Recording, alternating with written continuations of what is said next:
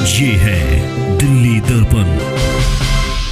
नमस्कार, आप देख रहे हैं दिल्ली दर्पण टीवी। मैं आसिफ अंसारी और जैसा कि आज मैं मौजूद हूँ दिल्ली राजधानी में चांदनी चौक इलाके में, जहाँ पे तमाम लोग खरीदारी के लिए आते हैं। तो शादी हो या कोई ओकेजन हो या कोई फेस्टिवल हो, तमाम लोग यहाँ पे खरीदारी के लिए आते हैं और इस बाजार में हमेशा ही जो ग्राहकों की हमेशा भीड़ रहती है। तो आज हम यहाँ आए हैं, मोदी जी के जो बयान आए हैं बड़े, उन बयानों पे क्या इन लोगों की खरीदारियों पर असर पड़ रहा है, या सुनार जो लोग हैं जो सोना बेच रहे हैं उनकी सेल्स पे कोई फर्क पड़ रहा है। तो वो जानेंगे, आप लोगों से जुड़ेंगे और लोगों से जानेंगे कि क्या राय है उनकी मोदी जी के बयानों पे।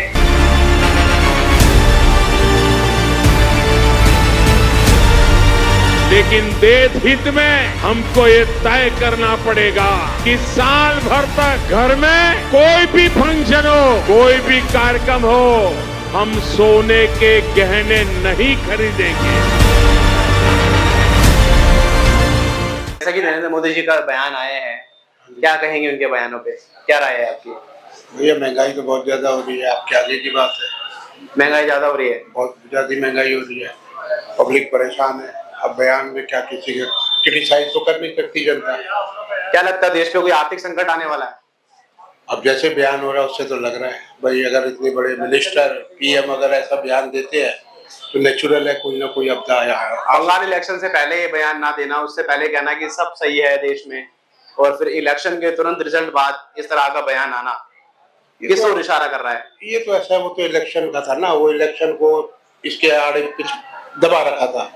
अब वो इलेक्शन हो गया, अब जो मार पड़नी है जनता को तो पड़ेगी। सारी जिम्मेदारी एक आम नागरिक पर डाल देना कहाँ तक सही है? अब ये तो वही बात है कि आम आदमी कर ही क्या सकता है भाई, वो तो वैसे ही बेचारा पिसा हुआ है। अब वो जिम्मेवारी तो उसमें वैसे ही आम आदमी पे तो होती ही सारी जिम्मेवारी है, घर परिवार है।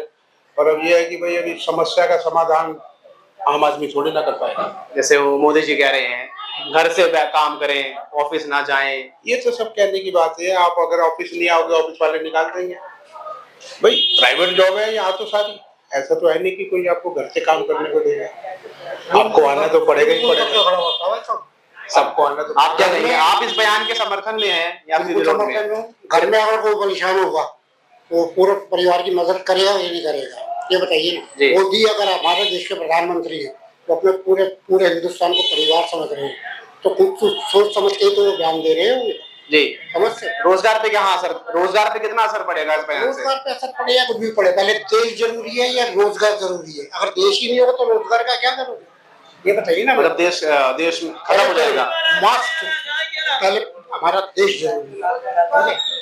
मतलब अगर हम सोना खरीदेंगे, विदेश यात्रा करेंगे और पेट्रोल डीजल का इस्तेमाल करेंगे तो देश खत्म हो जाएगा। मेरी एक बात सुनिए, पेट्रोल उन्होंने क्या बोला है, पेट्रोल में कितना क्राइसिस हो रहा है इस समय, ठीक है। इलेक्शन से पहले तो बोला था कि सब सही है, कोई भी ऐसी आपदा नहीं है, सब बढ़िया है। तो मुझे बराबर नहीं होती भाई साहब, समझते हो। कभी का दिन बड़ा, कभी की रात बड़ी, तो कोई हर पर डे पोजीशन चेंज होती है।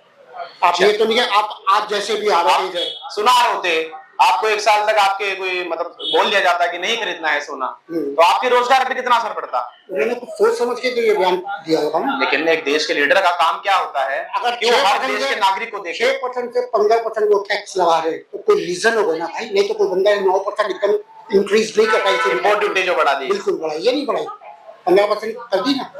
लेकिन यहाँ से तो मोटा रेवेन्यू टैक्स के तौर पर गवर्नमेंट को जाता है। हर सुनार, ये जो पूरी मार्केट है टैक्स देती है। जो गवर्नमेंट को टैक्स जाता है वो फिर किस पे आता है? पब्लिक पे आता है ना, रोड में आता है, क्या चीज में आता है, गवर्नमेंट कहाँ लगाती है? अब ये जो गवर्नमेंट पेंशन दे रही है, ओल्ड एज में पेंशन दे रही है, फिर राशन दे रही है, सब कुछ दे रही है, तो गवर्नमेंट अपनी जेब में रख रही है। ये तो अपोजिशन वाले तो पूछो ना, जो गंद फैला रहे हैं मोदी जी के लिए। मोदी जी बहुत साफ सुथरे नेता है, कुछ सोच समझ के कर रहे हैं, वो अपनी जेब में तो रख रही है पैसे। क्या लगता है जनता को उनके जो बयान है उनको मानना चाहिए और खरीदारी बंद कर देनी चाहिए? मानना चाहिए। कोई इसके पीछे कोई बड़ा राज होगा तभी उन्होंने बोला होगा कि 1 साल गोल्ड मत खरीदो। कुछ बंदा तो मैं फेसबुक पे देख रहा था, ऐसे है जिन्होंने दुकान बंद करके अपना गोल्ड ही सेव कर दिया है, ना 1 साल खरीदेंगे ना बेचेंगे। तो उन्होंने भी तो कोई डीपली सोचा होगा ना। रोजगार कैसे चलेगा, उनका घर कैसे चलेगा? देखो कोई ना कोई ऊपर वाले ने, अगर 99 रास्ते बंद होते हैं, रास्ता तो कोई ना कोई खोलता है। ऐसा तो है नहीं तो भूखा मरेगा। सड़क पे भिखारी भी घूम रहा है ना, तो ऊपर वाला उसको भी रोटी देता है। जैसा कि अगर सुनारों की दुकानें बंद हो जाएगी हाँ। और सुनारों का सोना ही नहीं बिकेगा तो जो उनके वर्कर हैं, जो उनके कर्मचारी हैं, उन लोगों का क्या होगा? ऐसा मैंने देखा है, मेरी भी उम्र हो चुकी है, मैंने देखा जितने सोने का काम करने वाले ज्वेलर हैं कोई गरीब नहीं होता। एक वर्कर नहीं, वर्कर पिछला वर्ग। पहले उसकी पहले मालिक पे बताता हूँ। मालिक कोई भी अच्छा ज्वेलर जो है करोड़पति, अरबपति, खरबपति है, तो वो यदि गलत हो ठीक है, वो सब चल जाएंगे। और आम आदमी सोना खरीदता ही नहीं है।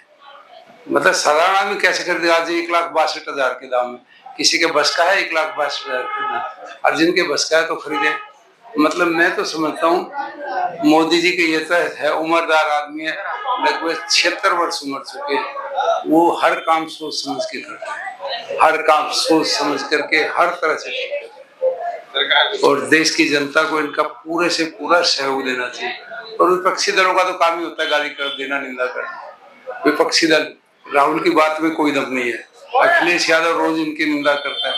मेरा खास जानकार है अरविंद केजरीवाल, वो बिल्कुल फालतू आदमी है। तो क्या कहा जाए, 145 करोड़ को संभालना बच्चों का खेल आसान काम है क्या? यहाँ एक परिवार में रोज फूट होती है, पांच आदमी, एक उधर जाता है, एक उधर जाता है। क्या देश में कोई आर्थिक संकट आने की स्थिति बनती दिख रही है आपको? मुझे नहीं लगता आर्थिक संकट आए तो देश को, जनता को सहयोग देना चाहिए। पेट्रोल का कम से कम खर्च करे, हर चीज में कम से कम मितव्ययी बने खर्च में।